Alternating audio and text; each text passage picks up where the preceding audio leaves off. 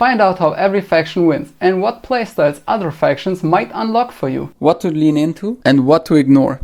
Then we will sort them into army types. Here are the categories. But we're not talking raw strength. This isn't a simple tier list. We're digging deeper. These are potential paths to victory. They answer the question, how well can that faction lean into this specific element of the game? Not just dabble in it, but win with it. Our competing categories are melee damage. Every kind of damage applied in close range. Of course combat damage, but also impact mortals from charges or Nurgle's disease damage are included. Range damage. Shooting and every other cowardly way to deal damage from a distance. Durability. Not just raw tankiness. This category is about withstanding the enemy advances without collapsing. That might mean high saves and health, but it also means exploding on death, regenerating mid-fight, or punishing enemy attackers so hard they can't press forward. Mobility. Age of Sigmar rewards mobility like no other skill, whether it's snatching objectives, scoring battle tactics, or pulling off pinpoint assassinations. Arcana. This is all about how well a faction plays the spell and anti-spell game. Cheating. Well, not actually cheating, of course. We're talking about breaking the core rules through the faction's special rules. Not rolling dice when they normally should or moving when they aren't supposed to. Our ranking goes from 0 to 5 stars. Not just for raw power, but for how well each army can turn that category into a path to victory. 0. The option just doesn't exist. 1 star. It exists, but it's way too weak to build around to win games. 2 stars means the faction can do it, but not well. You will struggle to make it work as a real strategy. 3 stars is where it becomes a solid support strategy, not your main plan. 4 stars means it's one of the army's main paths. This is how the faction can win. And 5? That's top of the pack performance, S tier. It can and should be the primary strategy. Our 6 army archetypes are Alpha Strike, fast and aggressive, deliver crippling first turn damage before the enemy can react. Alpha Block, fast and tough, rushes the board, endures the onslaught and stops the enemy from scoring. Counter-Strike. Low drop defensive setup. Waits for the opponent to commit, then crushes back with their hammer units. Grind. Plays the long game. Slowly outlasts and outvalues the enemy over the entire game. Castle. Stacks defenses and buffs, then projects power over distance. Slingshot. Uses a web of buff pieces to supercharge a few fast units that punch way above their weight. You want them first, you get them first. Stormcast Eternals. Melee damage. 4 stars. No messing around. Nearly every unit tries to be a solid hammer, and most of them are. Range damage. 4 stars. And if they're not punching, they're shooting. Bottom line, Stormcast brings strong flexible damage on both ends. Durability. 2 stars. Wait, a 3+ safe army isn't durable? That's right, because durability means resisting being overrun. Stormcast armor is great, especially on their turn, but once they pass the turn, they start sweating. They're expensive, low on total health, and have no mechanics that punish opponents from focusing them down. When the damage starts coming, they melt. Mobility 5 stars, podium finished, maybe even best in game. Half the army drops from reserve to anywhere on the board, reliable teleports, and absurd move characteristics like 14-inch plus run and charge. They play the board like pros. Arcana, 2 stars. Yes, Kragnos exists, but overall their magic game is weak. They have a few casters, but no real dominance, and very little counterplay. Strong active casting and chanting, but they're very vulnerable to mortal damage, and their defenses against enemy spellcasters is low. Cheating, 1 star. They don't really cheat. They're just very good at most things. Stormcast Eternals, army types. Alpha Strike, their specialty. Drop fast, hit hard, stack melee hammers with ranged firepower, and delete enemy threats turn 1. Focus on removing enemy hammers early. Job done. Counter-Strike, a solid second option. Cheap units hold the line while your fast mobile hammers punish the enemy's overcommitment. Next up, Cities of Sigmar.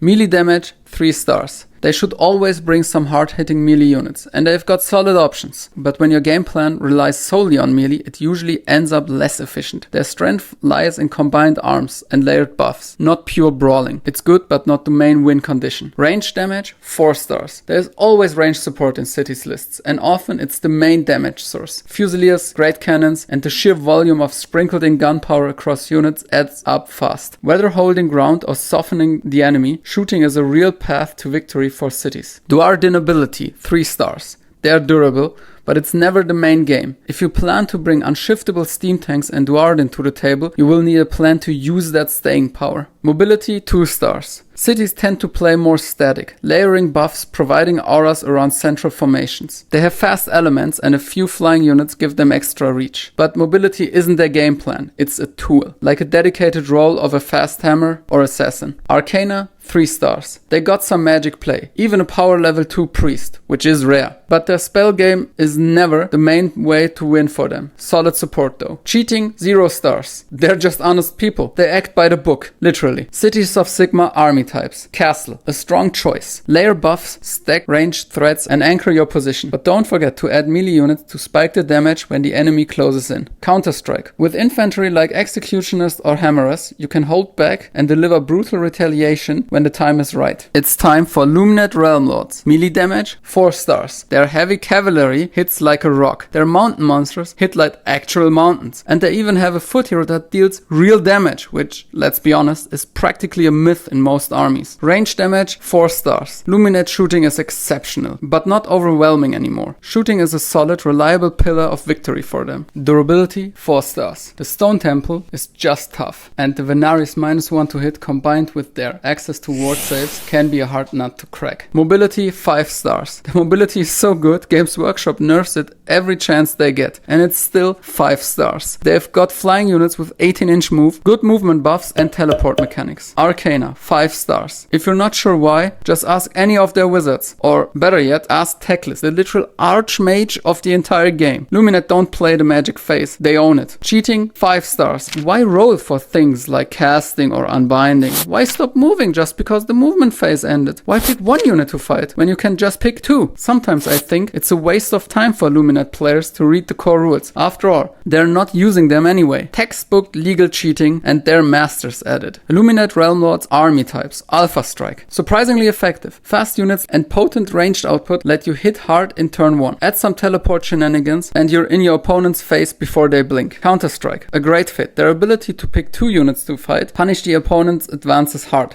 Teclis Castle. Surround the Archmage and some sentinels with wardens and stone guard. Also bring a fast unit to flank the opponent and threaten the whole board with your teleports. Let's stay Elvish. Idoneth Deepkin. Melee damage, 3 stars. Again, this is not just their power level in that category. Yes, sometimes the entire win condition is merely damage the opponent off the table. But that's never the only part of their strategy. We'll come back to that in a moment. Range damage, 3 stars. Solid, reliable and absolute worth building into. You want to stack as much shooting as you can, go fish. But remember, every good shooting strategy usually comes with something else too. Durability, 2 stars. Finally, some elves who remember what it means to be fragile. They do have some durability boosting elements like Leviathans or Ishlean Guard, but it's rarely a true path to victory. They're not really tanky, just tanky enough to deliver their punch and swim away. You don't win by holding, you win by striking smart and vanishing. Mobility, 5 stars. Easily one of the fastest, if not really the fastest, in terms of movement. Nearly everything flies and moves 10 inch or more. They have access to a lot of teleportation, sometimes even without rolling dice. It really feels like you're just lost in the Aether Sea against them, which is super cool. Arcana, 3 stars. This one's a bit weird. Idoneth have plenty of good casters and reliable buffs, no doubt about it. But the more they lean into magic, the more they drift away from their stronger strategies. It's solid, it's useful, and it supports almost everything they do, but it's rarely the star of the show. Cheating, 4 stars. Cheating isn't just something Idoneth do, it's their whole identity. Turn 3, cool. Now we decide how the game flows. That's what I meant. Their melee damage is good, but it always relies on their rule spending. So why just 4 stars? Because they have to wait for it. And let's be honest, waiting for your broken rules to kick in, that's kind of fair. Idoneth Deepkin army types.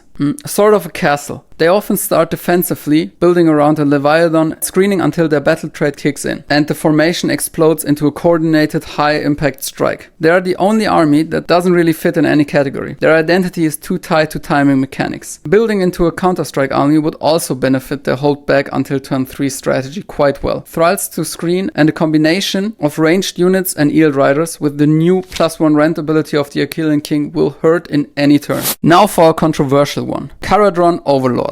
This is exactly the kind of army where this guide becomes most useful. Because if you're new or just glancing at them, you'd probably think heavy shooting army, tanky dwarves with powerful guns. But that's just Wrong. Both melee damage and range damage are 3 stars. They can't just shoot the enemy off the board. Basically, every list needs a melee element, and Kharadron Overlords are no exception. Durability, 1 star. Sure, they've got good armor, but durability goes beyond saves. Their only plan to not get overrun is not be there in the first place. Once they get caught, it's over for them. Mobility, 4 stars. This is where they shine. Kharadron should always lean into speed. It's their biggest edge. Their damage might be average, but it happens on their terms. Positioning, timing, and sudden redeployments are what wins games for them. Arcana, 0 stars. Hard passed. Absolutely nothing here. Very low accurate and very empty. Cheating, 0 stars, since all their tricks fall into mobility. Kharadron Overlords are one of those armies Games Workshop just can't balance easily. The moment their shooting becomes too good, they're busted. But if it's too weak, they're borderline useless. So, should you skip on them if you want them? Absolutely not. If you want flying shooting Duardin, get yourself some flying shooting Duardin.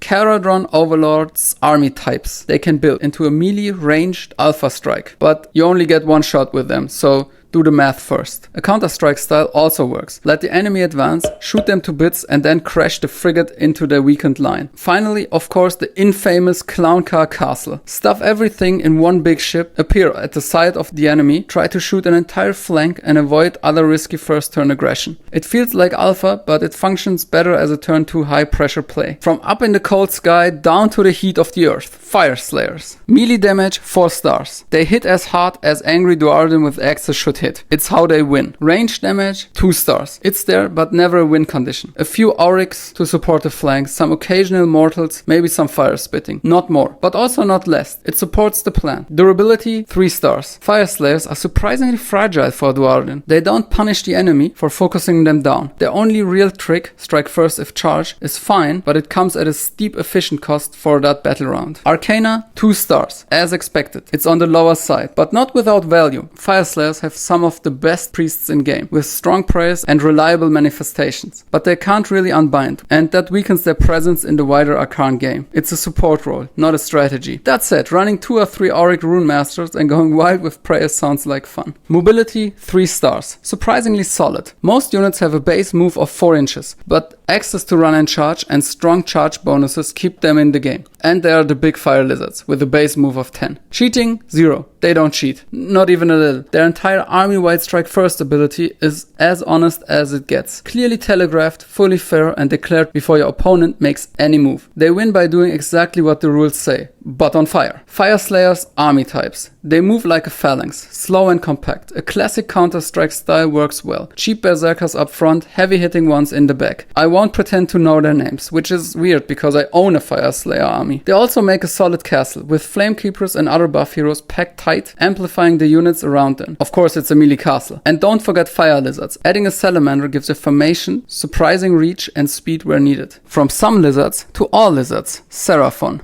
Melee damage, 4 stars. Whether it's a skink mob or a dinosaur, Seraphon hit. They bite, stomp, and swing their way to victory. And they do it well. Range damage, 3 stars. You can absolutely build into heavy shooting. Bastiladons, salamanders, skinks, but it's rarely a standalone strategy. Durability, 4 stars. Seraphon can absolutely build into a brawling, hard-to-shift force. With enough recursion, buffs, and sustained output, holding ground becomes a valid win condition. Mobility, 4 stars. They have all the speed they need. And more. Getting to places they shouldn't is part of the plan. Their battle formations often support movement, whether through raw bonuses or teleportation. Arcana, 5-star frogs. Slants are master of magic, both in casting and unbinding. Arcane dominance is totally the Seraphon way to win. Cheating, 3 stars. Enough rules bending nonsense is going on in their jungle of rules. It underlines nearly all strategies. Seraphon army types. They can build mobile cavalry or slow infantry counter-strike armies, letting the enemy come into their waiting jaws. Thanks to the slant's recursion and manifestation mastery, a grind strategy is absolutely viable. They don't have to rush, they outlast and outcast. And of course there is the castle. Slant, croak, manifestations, some ranged threats, and a wall of scales. Let's leave the jungle and enter the forest. Sylvaneth. Melee damage and range damage, 3 stars. No Sylvaneth strategy is about raw face-to-face violence, but raw stats don't tell the full story. They hit and shoot fine, but never as a blunt force. Everything is layered, timed and positioned.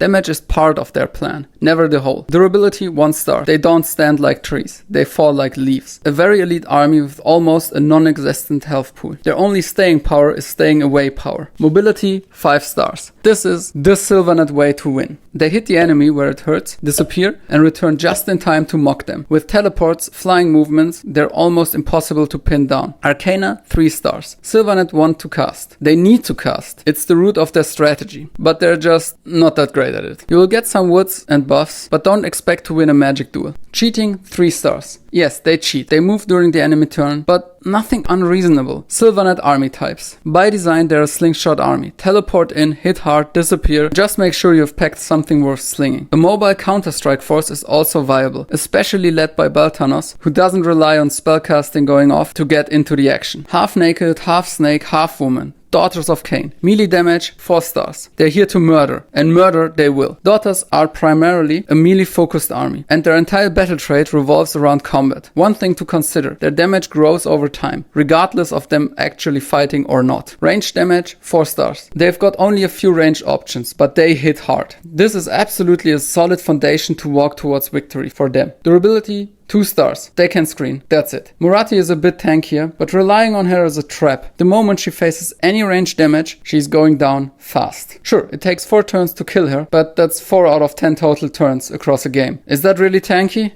No. She can hold a flank or slow down the enemy, but if she is your pillar, you're in trouble. Mobility 3 stars. They're fast enough to get into combat and pose an early threat, but the lack of meaningful flying units and their generally low movement stats prevent them from being on par with one of the more mobile armies in terms of speed. Arcana 3 stars. Their spells and prayers are cream de la cream. Mind Razor is just insane, especially considering without anything else going on, it's about 150% damage boost for their foot ladies. But casting those spells is another matter. They have no real casting, unbinding or banishing bonuses. Spells and prayers are nearly always present, but they better know how to fight without them. Cheating 4 stars. They cheat a lot. Moving when they shouldn't, striking first in the enemy turn, fighting twice, ignoring wounds, rigging charge dice. These mechanics aren't side tricks, they're a game plan. Daughters of Khaine have a lot of buffs and auras. Building a slingshot army list not only suits them well, it builds directly into their strength. Their charge manipulation, turning a charge die into a flat 4 for an elf unit, adds a lot of consistency to the aggressive playstyle. And with the occasional Mind Razor, even a 200 point unit can wipe out the strongest anvils. But castling up with bow snakes and a solid number of screening options is also valid. The longer the game drags on without them losing models, the stronger they become. Enough with the manners, it's chaos time. First, the freshest of all chaos deities, the Horned Rat and the Skaven. Melee damage 3 stars. It's fine. Skaven can fight, kind of. But melee attacks are rarely impactful on their own, mostly because they start at a low unit size. Which means even reinforced Skaven hammers are more of the size of non-reinforced hammers of other factions. Red Ogres and Doom Flayers deal good damage, but even reinforced they don't wipe units on their own. Their 200 to 300 point hammers aren't capable of killing real threats on their own. In the end, there is always something else happening too. Never mind, because range damage 5 stars. This is where Skaven shine. They shoot very well, and if they want, their ranged output can explode over the top, or just literally explode.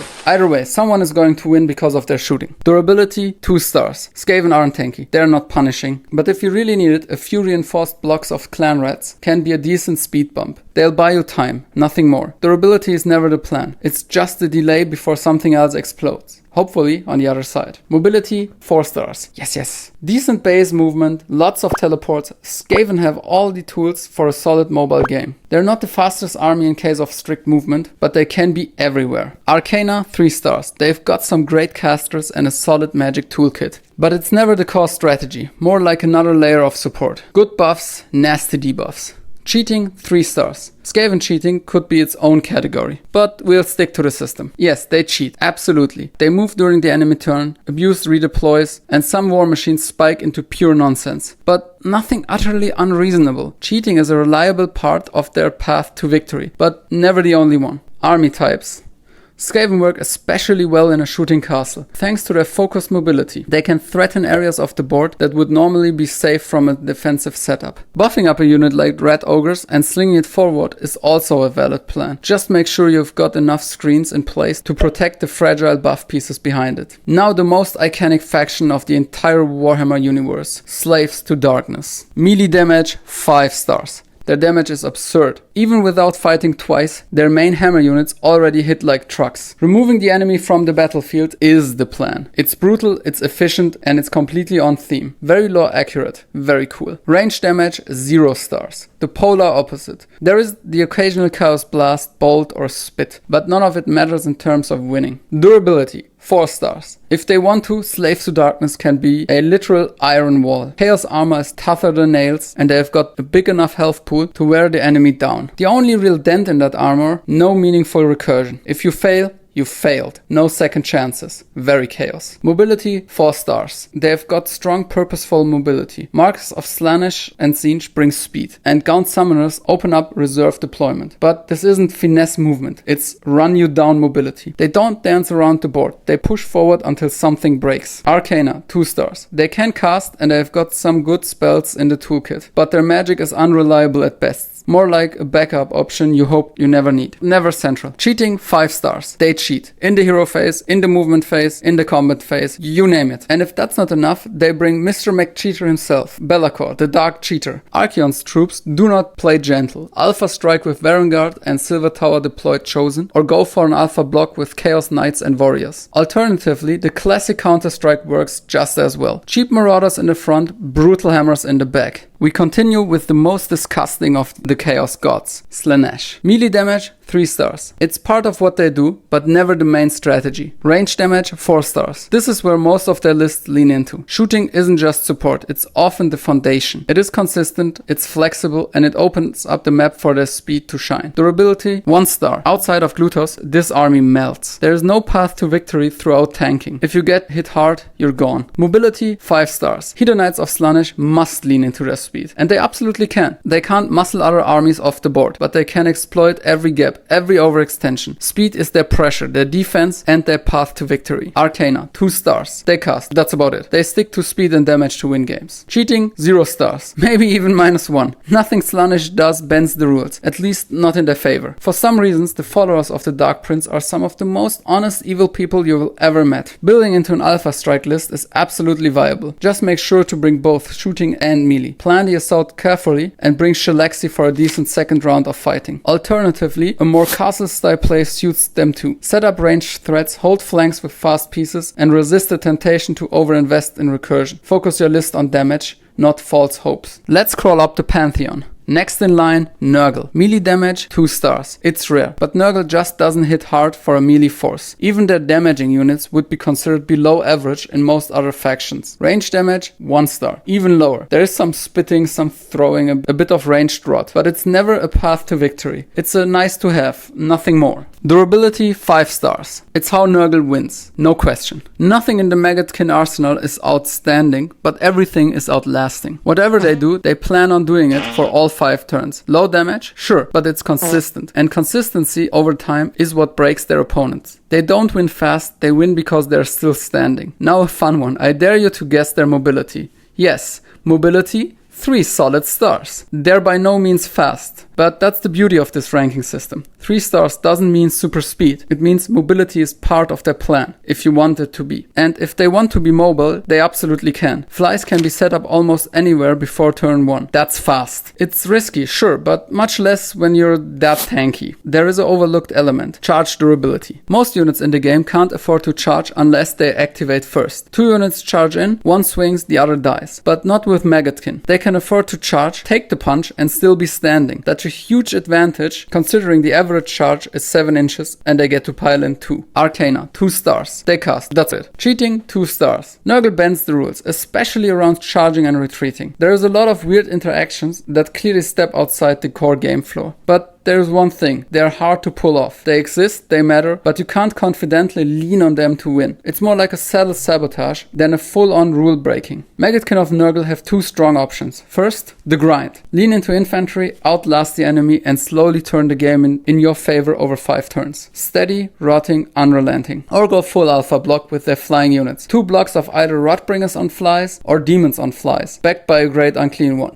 Best name ever. Next up, Disciples of Tzeentch. Melee damage, 3 stars. Their melee output is low, but they have got tools to make it work. If you're playing Tzeentch, melee is never the only path to victory. It's just a piece of the puzzle. Range damage, 3 stars. They shoot fine, but like their melee, range attacks are just one part of a bigger plan, never the star. Durability, 4 stars. It can be surprisingly high. Flooding the board with returning horrors has been and still is a viable strategy. It's not about sheer toughness, it's about presence. Clog the board, absorb the damage, hold objectives, and slowly create a path to victory. Mobility, 5 stars. Tzeentch has access to some of the fastest units in the game. Run and charge even without rolling dice, and a premium teleport spell. It's just top of the pack mobility. If you want to move anywhere, anytime, Tzeentch can take you there. Arcana, 5 stars. Magic is still their domain. Their reliance on it has shifted with the new battle trait, but their mastery has not. Cast, unbind and banish bonuses, and of course a giant 2-headed bird that can just dish out magic tricks like no one else can. Cheating, 5 stars. It's woven into their battle trait. You get to literally cheat by changing dice around. I think this is the most mocking form of cheating in the entire game. That being said, it's a game, and in-game mockery is fun. Tzeentch army types. They work best when you don't go all in too soon. Counter-Strike builds, especially with the non-demon side, excel. Jade obelisks are hilariously tanky and cheap, and with the right tricks, which is kind of Tzeentch's thing, even their melee units become dangerous. The magic shooting castle is classic. Kairos in the middle, buffing, casting and manifesting, while the rest of the army punishes anything that comes close. It scores steadily and pressures the board enough. Now, top of the pantheon, at least lore-wise, I'm not biased at all, Blades of Khorne. Melee damage, 5 stars. Let's be honest, almost nothing in this army deals any real damage, except for Skull Reapers and Scarbron. They deal all the damage. Range damage, 1 star. 1 star means they have some, but it sucks. Durability, 4 stars. This army punishes aggression. Blood warriors are durable and damaging when killed. The whole faction leans into recursion, attrition and board presence. The biggest weakness in their defenses is simply range damage. All their durability is only good against melee damage. They really can't handle being shot at. Mobility, 3 stars. As a primarily melee force, Khorne needs a mobility plan. They move, but not really well. The latest update gave them at least one proper speed piece, and they have got a few tools to boost movement or slingshot units forward. It's enough to compete, but never a main strategy. Arcana, 2 stars. Khorne has priests, but they are buff pieces who just happen to be priests on the side. And while that's great for internal synergy, it doesn't help them in the spell game. They've got very little in terms of unbinding, but it's all well because of the god of honest warfare starts cheating the moment he gets the chance. Cheating, 5 stars. Their entire battle trait revolves around bending the core mechanics. Move when you shouldn't, even straight into combat, unbinding spells without rolling dice, drop meteors on people. Khorne does not care where the blood flows or what's written in the core book. Classic Counter-Strike build fits them well. Leaning into their slightly suicidal nature, killing their screens feels wrong for the opponent. Lastly, grind lists are a solid option too. Bloodbound if you want a more brawling attrition-based approach, or Demons if you'd rather lean into recursion and consistent board pressure. Ditch the blood, stay with the bones. It's time for Ossiarch Bonereapers. We entered death. Melee damage, 4 stars. They absolutely beat up their enemies. The only question is with what size of weapon. They're efficient, relentless and more than capable of winning through raw combat power. Range damage, 3 stars. They only have one option, but it's a good one. Whether to clear light armored foes or debuff their heavy hitters. It also has a hamster wheel, which is great. It's not the main plan, but a solid support pillar. Durability, 5 stars. Sticks and stone may not break their bones. OBR's impressive cut across castle is real. Their defense layering makes them one of the hardest armies to shift in the entire game. Mobility, 4 stars. They're fast, have flyers, can retreat and charge, have 3d6 charges, even drop units from reserve. Everything a mobile army needs, on paper. But one thing keeps their mobility from being completely broken, and honestly, that's a good thing. They're too elite. They don't have the unit count to cover the entire board. Arcana, 3 stars. They have got some good wizards and some great spells, but it's only only a supporting strategy. That being said, it's a really good one. Their magic won't carry the game on its own, but it makes everything else they do a lot more dangerous. Cheating, 4 stars. This one is weird, because their cheating feels subtle, until you actually face it. Negating commands, 3rd edition style safe stacking, and my personal favorite, entire army retreat and charge. We are all told these rules are gone, but I guess Medros forgot to tell the Bonereapers. Go Alpha Strike with Kavalos Death Riders, Xanthos, and some Harbingers. Or skip pretending. Go all Kavalos and Alpha block, 1 drop with Catacross in the back. A counter-strike list is just as effective. Mortec Guard hold the line, while the bigger constructs deliver the blow once the enemy commits. And yes, the Bone Castle build is still more than viable. Catapults at the center, defensive layers around them. Even in the GHB 25-26, shooting is strong. As with any castle, just bring a few fast units to flank your opponent. Never let your defenses turn static. Before we continue, all death factions can lean into Nagash plus some reinforced big unit, backed by some smaller units for grunt work. The next one was the most difficult to evaluate. Nighthaunt. Melee damage, 4 stars. They're fighty ghosts, and fighting is where their damage comes from. It's their main source of output, and it works. Range damage, 1 star. Okay, yes, I've heard the claims about Craven Throne Guard. Sure, in the GHB 25-26, they can shoot without line of sight, but to be honest, they still deal no real damage. It's a trick, not a threat. Maybe a nice add-on for a cheap unit that can debuff the enemy, but nowhere close to a strategy. Well, the precise evaluations just stopped. Nighthaunt durability. It's so much opponent dependent. Luckily, our ranking isn't power level alone. It's how much of a strategy to win that category really is. Therefore, Nighthaunt durability, 3 stars. It's there, you can't ignore it, but to build on it as a path to victory can just backfire too easily. It's only one part of them. Mobility, 4 stars. Everything flies. Some retreat and charge, or ignore the retreat and just charge even when in combat. They only miss the 5 stars because of their unit sizes. Fitting 20 ghosts with 32mm bases in an open gap isn't always possible. It's like trying to pour fog in a bottle. Spooky, but awkward. Arcana, 2 stars. They cast. That's it. Nighthaunt has some wizards, some neat spells, but it's not something you build your plan around. It is there to support, not to carry. Cheating, 3 stars. As discussed before, they cheat a lot, but it's not the kind of rule bending you can build your entire strategy around. It's baked into their identity, always present, often impactful. Nighthaunt have every reason to stay together. Building a castle to hound comes naturally. Just don't expect a ranged castle. This one moves and it fights in melee. Counter-strike armies just suit them as well. Chain rafts screen the front while the rest of the ghostly force overwhelms whatever dares to come close. Since they can't be pinned down, they always strike back where it hurts. Now the true defenders of the mortal realms. Flesh Eater Kurtz. Melee damage, 4 stars. These madmen win by killing and eating you. No surprises there. But they need time to get hungry enough. Once the buffs stack up, like Feeding Frenzy, they absolutely chew their way to victory. It's not instant aggression, but when they're ready, it rips. Range damage, 2 stars. There is some range strategy buried in that faction, but it's a side theme at best. You bring it to clear a screen or pick off a key model. Not a real win condition. A few crypt flares screaming around. Fine, just don't overcommit. Durability, 3 stars. They've got poor saves and little in the way of punishing mechanics, but they can absolutely lean into sheer body count, solid wards and recursion. Even when they're beaten down, they keep crawling back. Mobility, 4 stars. If you dare, you can build up an entirely fast flying horde that's everywhere. Their main support pieces might be slow, but the rest of the army can move fast and hit hard from unexpected angles. Leaning into mobility is absolutely a valid and often underestimated path to victory. Arcana, 3 stars. Flesh Eater Kurtz have the tools. Enough wizards and priests to hold their own in the arcane arena. Their battle trait even rewards spellcasting and chanting, making it a viable plan of their game. They should build on it, but don't lean on it. Cheating, 3 stars. Yes, they cheat a bit, but it's balanced well enough. Going Counter-Strike is perfect to build up some noble deed points while hiding behind screens. Usharan and the Morbeg Knights are a natural fit. The big bad brings the buffs and damage, while the Knights ensure mobility and offer a strong platform to power up your offenses. Swap out Usharan for a King on Terrorgeist if you want to crank up mobility. Just make sure to compensate for the missing support. And never underestimate Horde of Ghouls. They return in droves, and when 2 units of ghouls fight at once, their damage output gets absolutely feral. Both in a grindier list as well as in set Counter-Strike. Last of the dead, but not least. Soulblight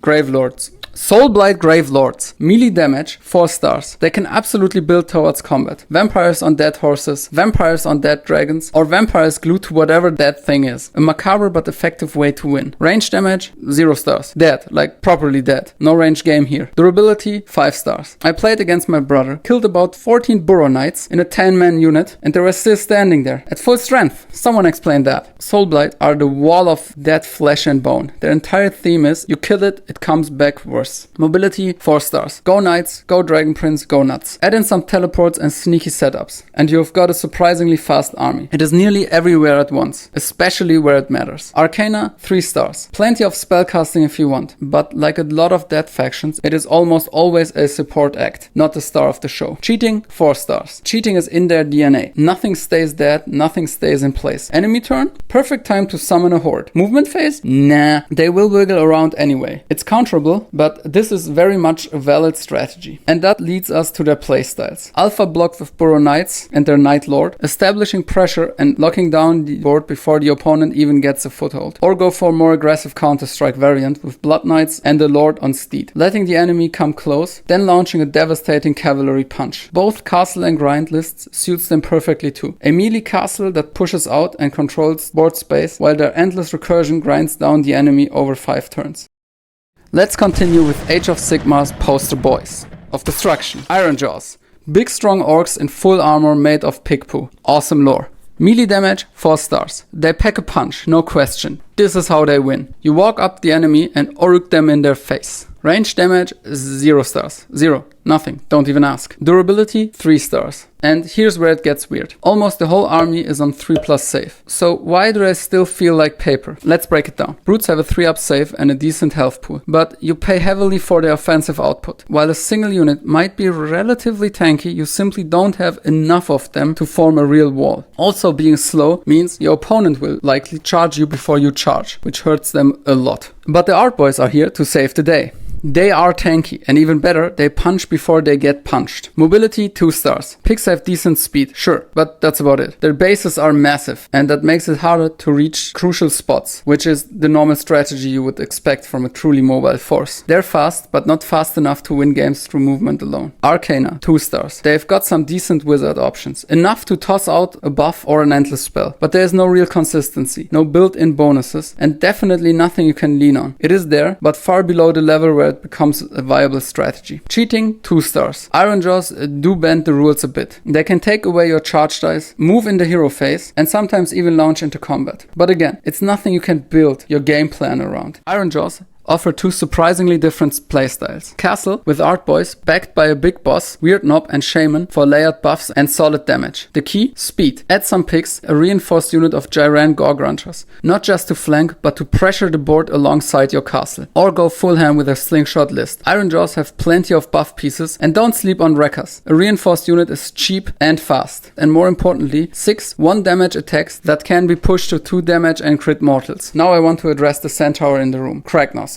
Kragnos himself is strong, and more importantly, he brings that massive 3d6 charge aura to the table. Every destruction faction can take him, and benefit from him being in the list. He costs around 600 points, and once you include him, you're playing a Kragnos list. Your entire build shifts to maximize the impact of that glorious 3d6 charge, and it works with every destruction army quite well. Let's ditch the armor and get straight under some skin. Fat, brutal ogre skin. Ogor Mawtribes. Melee damage, 5 delicious stars. This is what they do, this is who they are. Everything in the army is a blunt instrument of violence, from impact mortals to smashing clubs. If it's in combat range, it's probably dead. Range damage, 3 stars. Somehow, actually decent. Iron blasters and scrap launchers, both variants, are totally fine. You're probably not spamming them in the current GHB, but bringing one of each, solid support. And the Maw Pit, I can't believe I'm saying this, it's good. Consistent mortal wounds at 18-inch range, that's value. Durability, 2 stars. Ogor Mawtribes hit hard, but they don't like being hit back. They've got some tricks here and there, but nothing that really stops the bleeding. When it comes to not getting overrun, their main strategy is simple. Throw in some nobblers and hope for the best. Mobility, 3 stars. They're not slow, not by a long shot. Most units either move around 10 inches or have run and charge. Thank you, regular butcher, but in the mortal realms, that's just average. It gets them where they need to be, but it won't win you the movement game. Arcana, 2 stars. The butcher can do magic. In fact, all butchers can, but that's not why you take them, and that's what makes it awesome. They're support heroes first, hobby wizards Second, this is how the average spellcaster should be designed. Cheating, 0 stars. Everything an ogre does is honest, loud and earned through sheer struggle. They have one cheaty rule in the Jiran update. A 3+ to walk into combat. Cheat on a 3+, that's like fair. With ogres, the best course of action is to hammer the enemy hard. Build a counter-strike list with Nobblers up front and foot ogres in the back. Or run impact mortal monsters to punish overextension. Alternatively, buff Iron Guts to absurd damage peaks using spells and the Slaughtermaster. Then go in with a small unit and fight twice. Keep the size gain. Sons of Behemat. Melee damage, 3 stars. Yeah, they're more average than you think. Sure, one model can deal damage, but one model is also a quarter of your army. And ironically, the smaller ones actually deal more damage per point than the big guys. Range damage, 2 stars.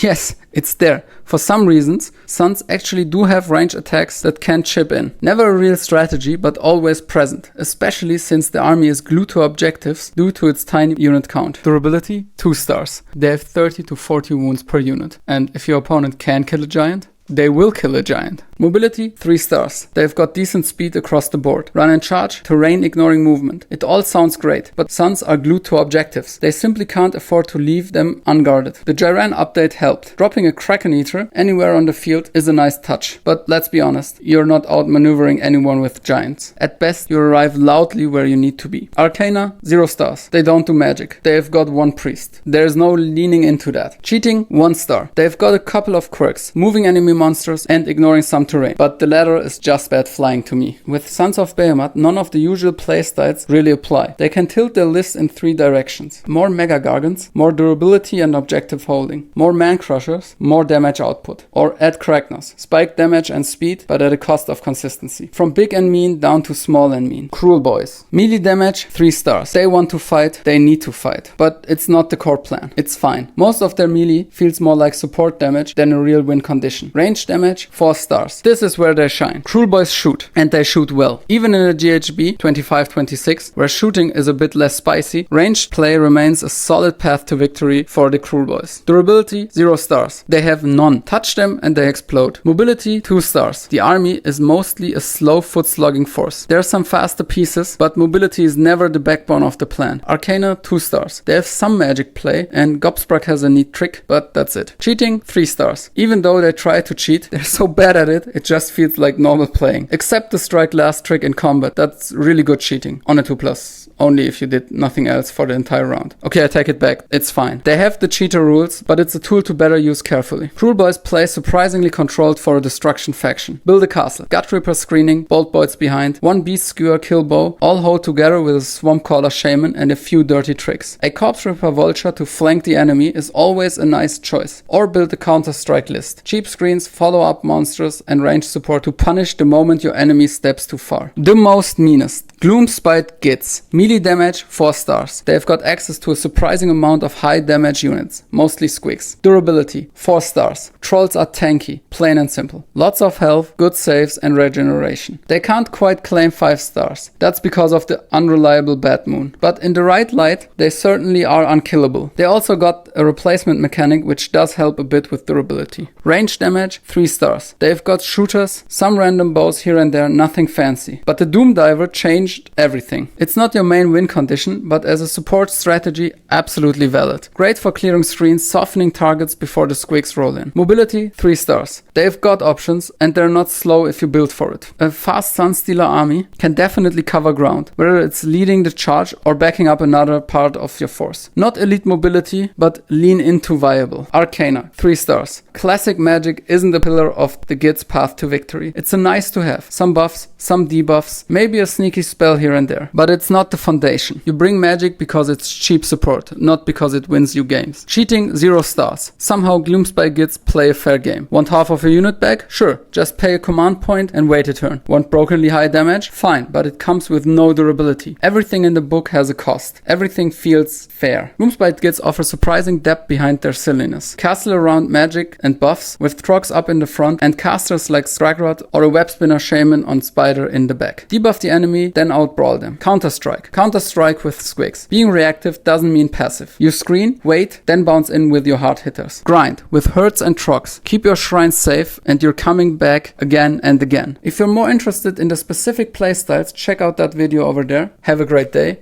and Sigmar out.